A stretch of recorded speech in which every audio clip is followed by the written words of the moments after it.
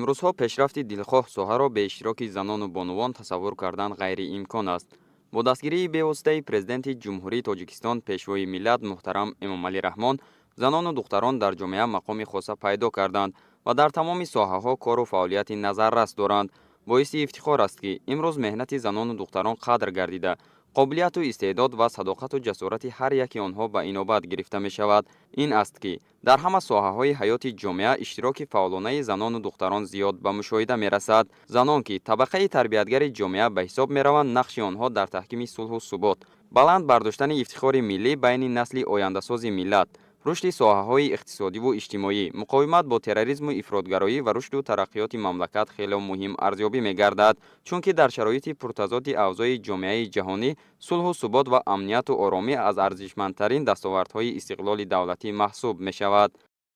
занон ҳамчун модар ва тарбиятгар дар таҳкими сулҳу субот, тарбияи насли худогоҳ ва пешгирии ҳодисаҳои номатлуби ҷомеа нақши калидӣ мебозанд. қабули стратегия ва барномаҳои давлатӣ, аз ҷумла барномаҳои давлатии рушди соҳибкории занон, заминаи боэътимод барои пешрафти минбаъдаи фаъолияти занону духтарон шароит фароҳам оварданд. ҳукумати мамлакат доимо ба масъалаи беҳбудии вазъи занону бонувон таваҷҷӯҳи хоса зоҳир карда, ташаббусҳои созандаашро пайваста дастгирӣ менамояд ва барои амалӣ гардидани иқдомҳои неку наҷиб заминаву имкониятҳои мусоид фароҳам меоварад. дар замони соҳибистиқлолӣ вобаста ба занон беш аз 60 санади меъёрии ҳуқуқӣ қабул карда шуд ки амалисозии онҳо боиси ба маротиб беҳтар шудани вазъи иҷтимоии занону духтарон гардид. аз ҷумла аз ҷониби ҳукумати мамлакат ҷиҳати амалӣ намудани ҳадафҳои стратегияи миллии рушди ҷумҳурии Тоҷикистон барои давраи то соли 2030 ки дар он то ба 30% расонидани шумораи хизматчиёни давлатӣ ва ба 25% расонидани кадрҳои роҳбарикунанда аз ҳисоби занону духтарони болаёқат пешбинӣ гардидааст, идома дорад. мо занон аз дастгириҳои бевоситаи президенти кишвар бениҳоят мамнун ҳастем.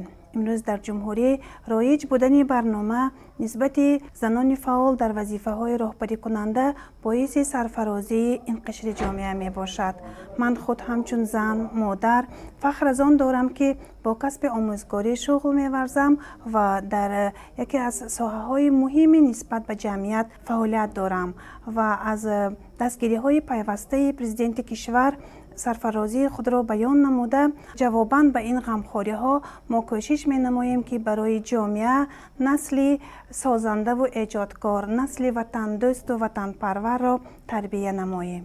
дар ин замина бо мақсади боз ҳам тақвият бахшидани мавқеи занон дар ҷомеа ва фароҳам овардани шароити мусоид барои иштироки фаъолонаи онҳо дар ҳаёти сиёсӣ, иқтисодӣ ва иҷтимоии кишвар, ҳукумати ҷумҳурии Тоҷикистон як қатор санадҳои муҳими стратегиро қабул ва амалӣ менамояд.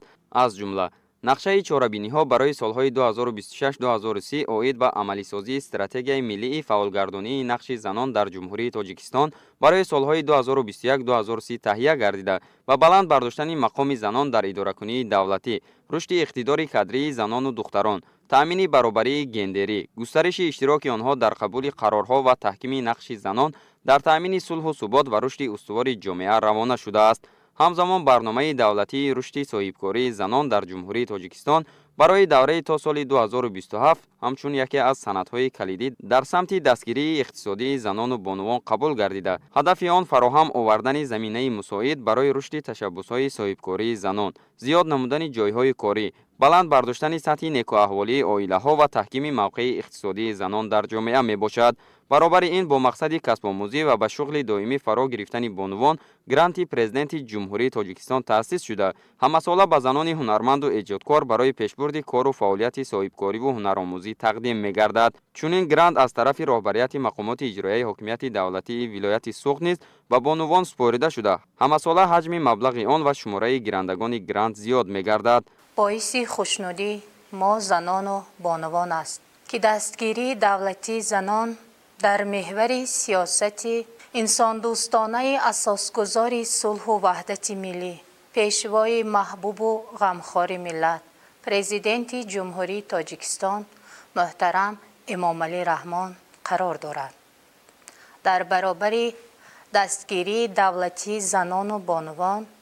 اینچنین سال 2025 جهت دستگیری رشد فعالیت صاحبکاری زنان برای سال 2025 و 2030 گرانت های پرزیدنت جمهوری تاجیکستان از 120 به 5 میلیون سومانی در سال 2025 به 200 گرانت به اندازه 15 میلیون سومانی رسانیده شده است.